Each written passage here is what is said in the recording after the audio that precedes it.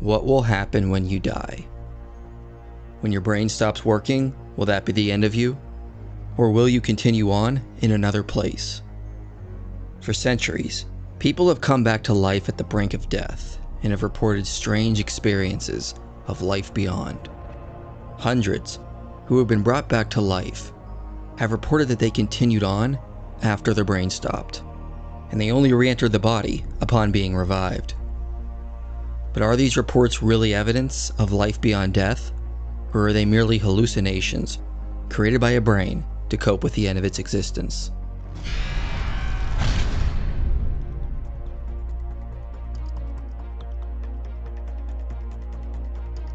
Most physicalists believe that when your brain and body die, you go out of existence, because they believe the mind is just an emergent property or function of brain processes. So any and all reports of near-death experiences must just be visions generated by the brain as it is dying. A common argument used to support this notion is that we never encounter consciousness apart from a functioning brain. So we cannot assume consciousness can continue to exist without a brain. However, as we've iterated constantly throughout this series, this is nothing more than a correlation-causation fallacy. Just because we typically see consciousness and brains correlated, that doesn't mean the brain generates or creates consciousness. Also, even before we evaluate the reports of near-death experiences, it seems that we do have instances where we can observe consciousness without a normal functioning brain, strengthening the theory consciousness and brains are only correlated at times, instead of the brain being the cause of consciousness. British neurologist John Lorber studied a condition called hydrocephalus, and through his research, he looked at over 600 different cases. This is a condition where there is an excessive amount of cerebrospinal fluid in the skull, which hinders normal brain development. Of the most severe cases, half were severely mentally challenged, which would be expected if physicalism is true, since the brain does not develop normally. However, the other half of the severe cases had IQs over 100 and functioned properly, even though a normal brain didn't develop. One case Lorber cites is of a male who had only a thin layer of brain cells a millimeter thick, yet had an IQ of 126 and an honors degree in mathematics. Another paper reported that multiple studies documented development of above-average intelligence despite drastically reduced cerebral mantle size in hydrocephalus of early onset. But how could this be? If the brain is necessary for consciousness, how could subjects with abnormal brain development, or almost no brain at all, have a normal conscious experience, development of the self, and live as if there's nothing wrong? For example, Todd Feinberg and John Mallet assert consciousness requires functional complexity to emerge. It is at the next level of neurobiology that consciousness appears. This level has gained a complex suite of special neurobiological features that are unique to conscious brains. While these special features are built on, depend on, and display all the general life and reflexive functions, their contribution is required for consciousness. On top of this, recent neuroscientific research has identified that the neural correlates of consciousness are primarily localized to a posterior cortical hot zones that include sensory areas, rather than to a frontoparietal network involved in task monitoring and reporting. But these specific areas would be absent or severely damaged in cases of hydrocephalus.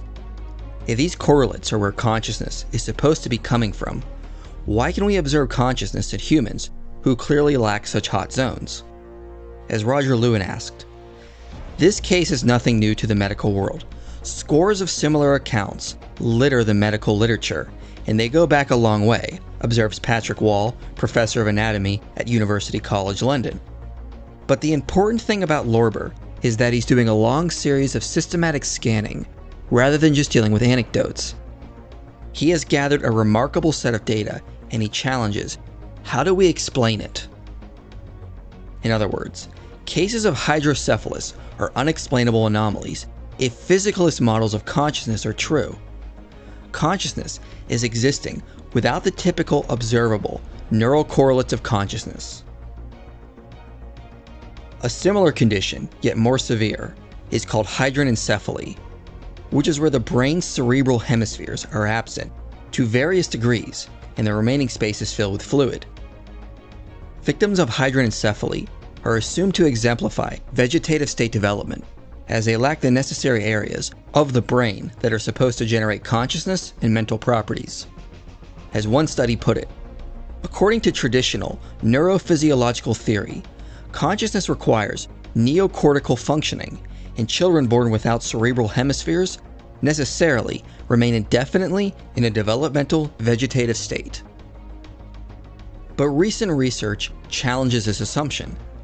One study found their subjects could display enormous amounts of normal conscious behavior, such as distress, pleasure, joy, and they can express themselves through screaming, fussing, smiling, giggling, and laughter. These children are not only physiologically awake in the sense of going through a sleep-wake cycle, but they are alert and responsive to environmental events during wakefulness. They turn to salient stimuli, show situationally contingent emotional reactions, and distinguish familiar voices from those of strangers.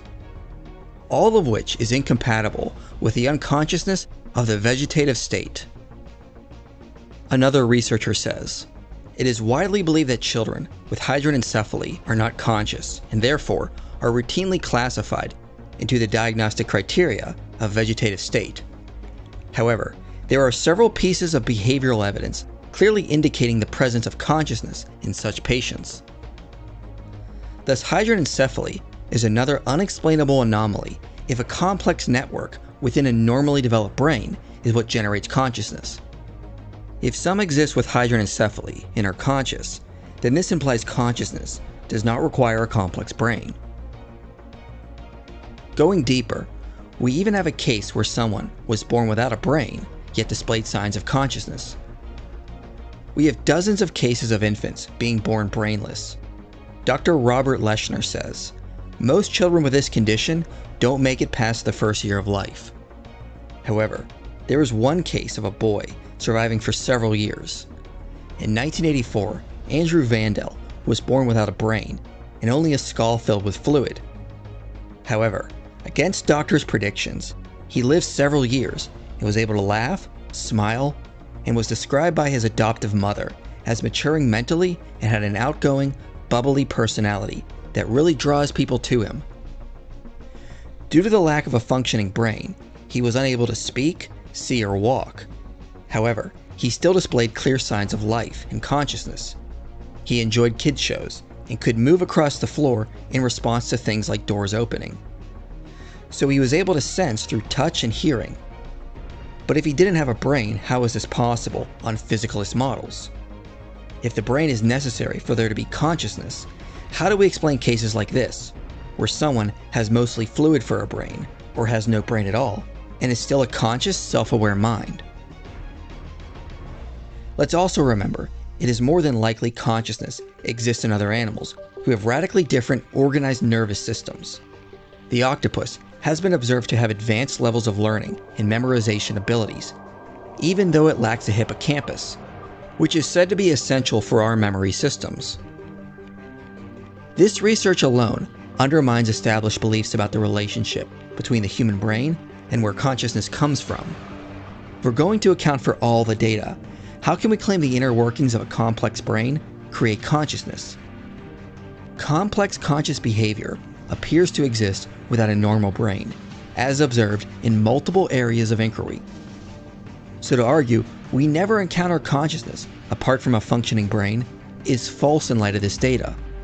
A wealth of evidence suggests consciousness is not dependent on a normally developed brain, but is only correlated with the brain in certain circumstances, which supports the notion human consciousness could exist and continue on after death.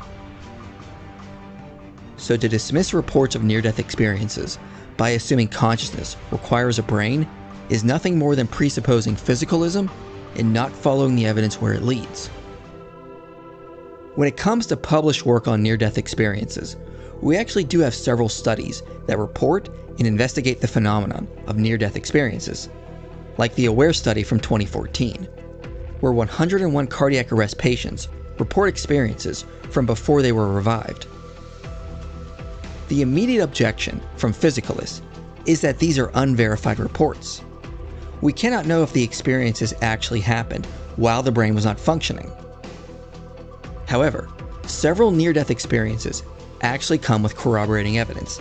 That is, patients that physically died and were later revived were able to report things that happened while the brain was not functioning and were verified by the resuscitation staff. As one 2002 study put it, recent studies in cardiac arrest survivors have indicated that although the majority of cardiac arrest survivors have no memory recall from the event, nevertheless approximately 10% develop memories that are consistent with typical near-death experiences.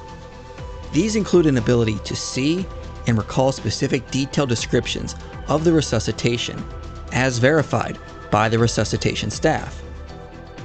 Many studies in humans and animals have indicated that brain function ceases during cardiac arrest, thus raising the question of how such lucid, well-structured thought processes with reasoning and memory formation can occur at such a time.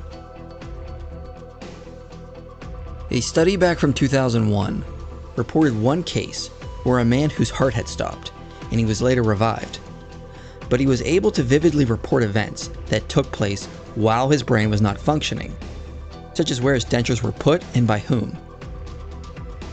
This experience is not an isolated incident.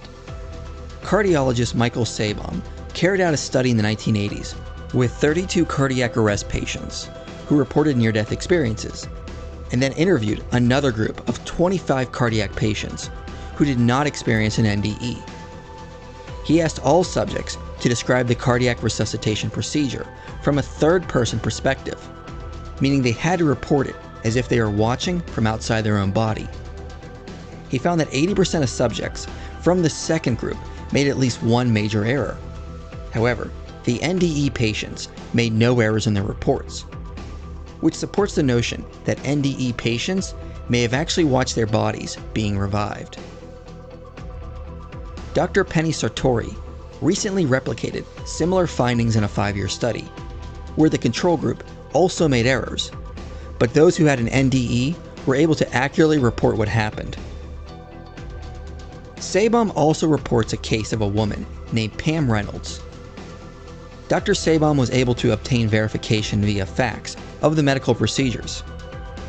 Pam had to undergo something called hypothermic cardiac arrest to remove an aneurysm deep within her brain. Her eyes were lubricated and taped shut, and she was put under general anesthesia. Her body temperature had to be cooled 25 degrees within 10 minutes. Her heart was deliberately stopped and her EEG went flat. Her brainstem evoked responses ceased entirely, and she underwent total brain shutdown. Then the blood was drained from her brain so the aneurysm could be removed. Sabom says, Pam's brain was found dead by all 3 clinical tests. Her electroencephalogram was silent, her brainstem response was absent, and no blood flowed through her brain. However, she reported an out-of-body experience and was able to verify in detail the procedure she underwent, while she was technically clinically dead, which includes details about the shape and nature of the saw, how her head was shaved, and the specifics of how her femoral vessels were too small to bypass, which was verified by the medical report and the staff. Janice Holden and Bruce Grayson combined have documented hundreds of cases of near-death experiences where the revived patient was able to report events that took place while their brain was not functioning.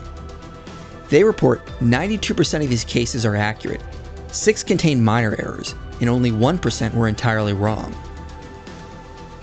In 1993, Kenneth Ring and Madeline Lawrence report a case of a near-death experience with verifiable evidence confirmed by witnesses, where the patient felt themselves floating through the floors of the hospital, where they eventually came to see the roof. The patient reported a red object up there, confirmed later by a residential doctor who enlisted the help of a janitor. A young girl named Crystal Merzlock drowned in a pool and was later resuscitated. 3 days later, she regained consciousness and was able to report events she observed from a distance and away from her body, including being able to report the type of clothing her family was wearing, the rooms they occupied and at what time, as well as what her mother was cooking. There are hundreds of other similar cases I could cover, but some of the more interesting cases are those of people born blind who have near-death experiences and are able to report vision-type experiences before being revived. One woman, blind from birth, was able to accurately describe physical appearances of deceased relatives and friends. The researchers then compared the cases against various naturalistic explanations and found that the near-death experiences of the blind subjects did not match things like typical dreaming from a blind patient or retrospective reconstruction. Furthermore, there were similarities across the different independent reports of the blind subjects of what happened during their near-death experiences, and they were similar to what sighted NDE subjects can report. Thus, the researchers say, the blind persons in our study saw what they certainly could not possibly have seen physically. Our findings in this section only establish a putative case that these visions are factually accurate, and not just some kind of fabrication, reconstruction, lucky guess, or fantasy. The rumors some of us have been hearing all these years that the blind can actually see during their NDEs appears to be true. Furthermore, the majority of subjects seem to agree these experiences are not like dreams or hallucinations, as they are reported to feel extremely real and vivid. For example, patients under ketamine tend to recognize the illusionary character of their experience.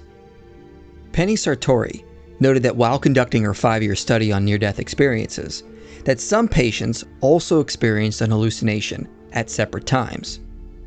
They were able to distinguish between the two and recognize the illusionary nature of their hallucination, but noted this didn't correspond to their near-death experience. Plus, the hallucinations were random, bizarre, and just didn't make sense.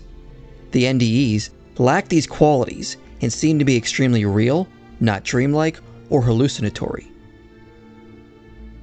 Likewise, when we dream, we tend to look back on them knowing they were just illusions. For people who have a near-death experience, the effects tend to be different. Instead, when researchers have surveyed the literature, it was found 81% of subjects believe they did separate from the body, and 82% were convinced life continues on after death. Another study reported a significant decrease in fear of death that occurred among these patients. Dreams simply don't create these effects. As the AWARE study put it, as hallucinations refer to experiences that do not correspond with objective reality, our findings do not suggest that veridical awareness, near-death experience, and cardiac arrest is likely to be hallucinatory or illusory, since the recollections correspond with actual, verified events. Some argue that these experiences are caused by a dying or reviving brain, that as the brain is experiencing death, it generates these vivid and powerful experiences to help cope with the fear of dying. But there is no empirical evidence the brain does this. David Nichols notes the pineal gland would need to rapidly produce 25 milligrams of DMT to create a psychedelic experience, and there is no evidence the brain does this as it is dying. Brain activity is rapidly decreasing, not increasing when approaching death.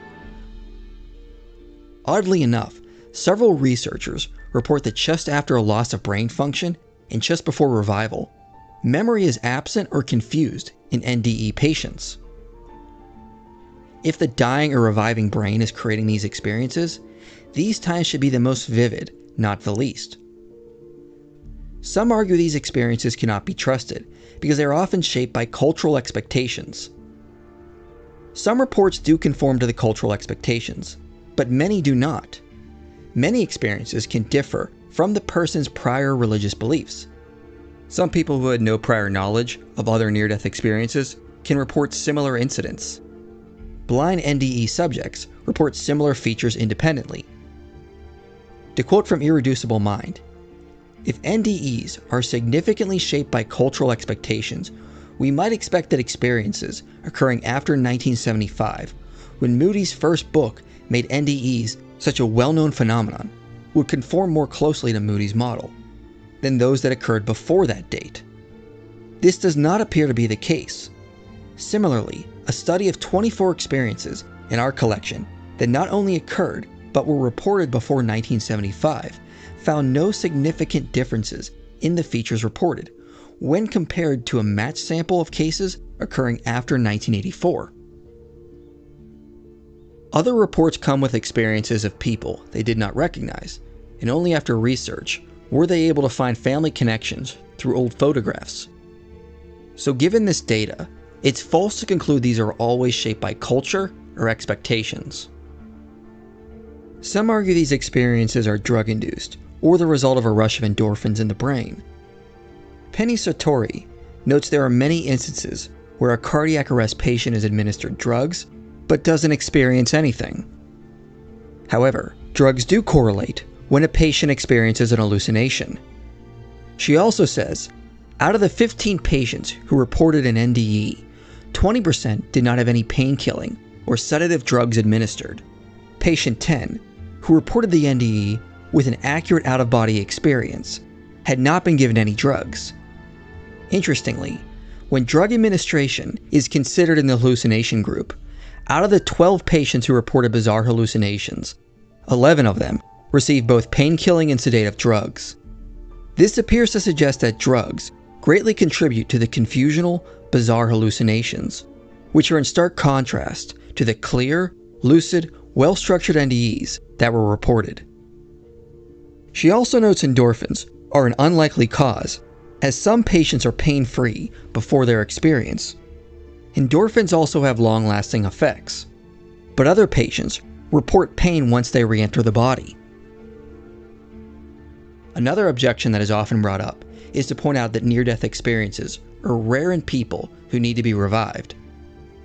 Most people who lose brain function and are brought back to life do not report memories of any experience. If anything, this objection is hand-waving, as it does nothing to debunk the numerous reports of near-death experiences that we do have. However, to answer as to why most patients who need revived don't report any experiences, it probably has more to do with memory than experience. An analogy can be made from dreaming, like we went over in part 3. Many people do not remember most of their dreams, but that doesn't mean they didn't happen. One study reports that generalized memory defects were more frequent among those who did not report any experience during a cardiac arrest. We also need to remember, people are different. Some are more susceptible to hypnosis.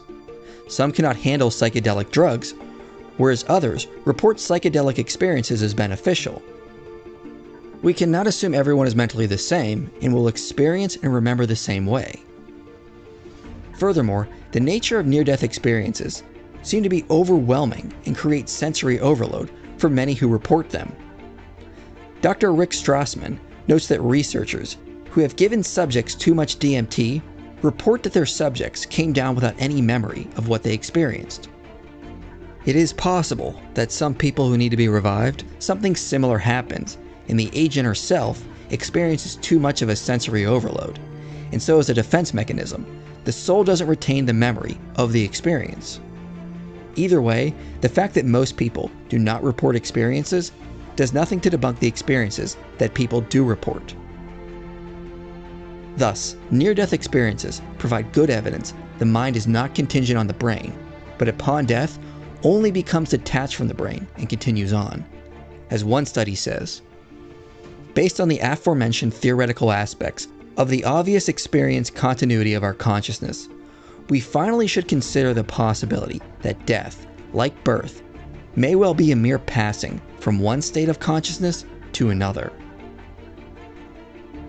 Therefore, physicalist models that assert consciousness is produced by the inner workings of a complex brain are inconsistent with this data. However, this data is fully consistent with models that propose the mind is irreducible and only correlates with the brain. But I'm sure a question arises. If the brain is used by the mind for forming the aspects of the soul, like your thoughts, personality, and memories, how could someone retain and form memories after death? If the brain is that which is used to create these things, and it stops working, how could someone form memories after death? In fact, how exactly do near-death experiences happen? Well, we specifically did a video on quantum mind theory before this one to lay the groundwork to explain this. In that video, we argued from recent data the brain is a quantum information processor, and therefore, that would imply the information inside the brain would be held together through quantum entanglement. But when there is a disruption to the normal workings of the brain, and it ceases to function, the brain's computation would stop. But physics suggests information is never lost or destroyed, it is only transformed. The quantum information in our brain, our soul, would simply disconnect from the brain, but still be held together by entanglement, and simply carry on without the body. This would explain how it is possible a mind and their soul can continue on after the body is pronounced dead. But if the body is revived and the brain begins to function again, the information would re-entangle with the brain from whence it came, and return to life, so to speak. Thus, the quantum soul that gives us our identity and is built up throughout this life could possibly continue on as this theory predicts. It would account for how near-death experiences are possible. This would also explain another phenomenon. In rare cases, someone suffering from dementia or other brain-related issues will experience something called terminal lucidity, where just before death, a patient will regain their mental clarity and memory and seem to lose all signs of their disease. If the soul is becoming disconnected from the brain, which was used to build the soul up over time, and is now decayed or became damaged, then the agent might be able to experience its soul in a more full realization after disconnection. As the body is dying, and once the soul has become fully disconnected, the mind might have more access to deep information of the soul that could have been lost due to the brain's pathways being damaged. Remember, the brain localizes consciousness in order to begin building a soul, but once the brain decays and ceases to work, the mind may gain a deeper grasp on its own soul after death. Thus, the evidence indicates this life would just be the start, and death would be far from the end. Our time in this age would be important for allowing us to have experiences, make choices, and build an identity. But if this theory holds true, and the evidence in near-death experiences and quantum mind theory indicate it is likely, our journey would be far from over upon death. Perhaps our identity and consciousness will leave this place and go on to entangle with something or someone far greater than we could ever imagine.